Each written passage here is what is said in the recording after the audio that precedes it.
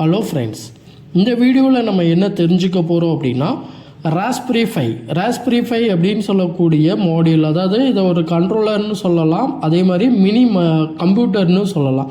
So அந்த கம்ப்யூட்டரில் நம்ம வந்துட்டு ஓஎஸ் வந்து இன்ஸ்டால் பண்ணதுக்கப்புறம் அதோட ஸ்க்ரீன் எல்லாமே இந்த மாதிரி தான் இருக்கும்.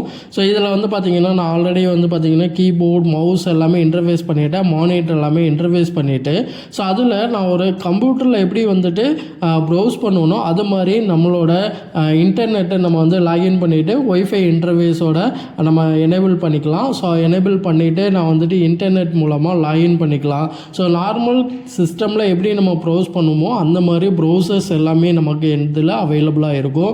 அதே மாதிரி நமக்கு தேவையான ப்ரோக்ராமிங்ஸ் அப்படின்றது எல்லாமே வந்து பார்த்திங்கன்னா இன்ஸ்டாலேஷன், அதாவது ஃபைல் மேனேஜரில் போயிட்டு நமக்கு தேவையான ப்ரோக்ராம், இப்போ எக்ஸாம்பிளாக சொல்லணும் அப்படின்னா நம்ம வந்து பைத்தான் ப்ரோக்ராமில் நம்ம என்ன பண்ணிக்க முடியும் அப்படின்னா ராஸ்பெரி பை மைக்ரோ கண்ட்ரோலரை அப்ளிகேஷன் வைஸ் வந்து யூஸ் பண்ணிக்கலாம். ஸோ அதுக்கான சாஃப்ட்வேரை நம்ம டைரெக்டாக வந்து இன்ஸ்டால் பண்ணிக்கலாம்.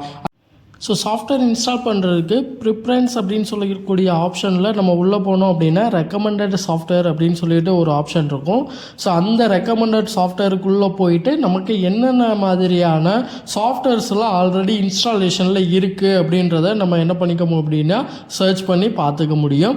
ஸோ இப்போ நமக்கு வந்து ப்ரௌசர்ஸ், அதாவது ப்ரௌசர் என்னென்ன ப்ரௌசர் இன்ஸ்டால் ஆகிருக்கு, அதே மாதிரி வந்து பார்த்திங்கன்னா எம்எஸ் ஆஃபீஸில் நமக்கு வந்து எக்ஸல் ரிலேட்டடாக என்ன ப்ரௌசர் இன்ஸ்டால் ஆகிருக்கு, கேமிங் ஏதாவது நமக்கு இன்ஸ்டால் ஆகிருக்கா, அதே மாதிரி வந்து பார்த்திங்கன்னா ப்ரோக்ராமிங் ரிலேட்டடாக நமக்கு சாஃப்ட்வேர்ஸ் என்னென்ன இன்ஸ்டால் ஆகிருக்கு அப்படின்றதெல்லாமே வந்து நம்ம லெஃப்ட் சைடில் ஸ்க்ரோல் பண்ணி பார்க்கும்போது நமக்கு அதுக்கான சாஃப்ட்வேர் இன்ஸ்டால் அப்படின்னா இன்ஸ்டால்னு அதாவது இன்ஸ்டால் ஆகாமல் இருந்தது அப்படின்னா இன்ஸ்டால் அப்படின்னு சொல்லிட்டு ஆப்ஷன் இருக்கும்.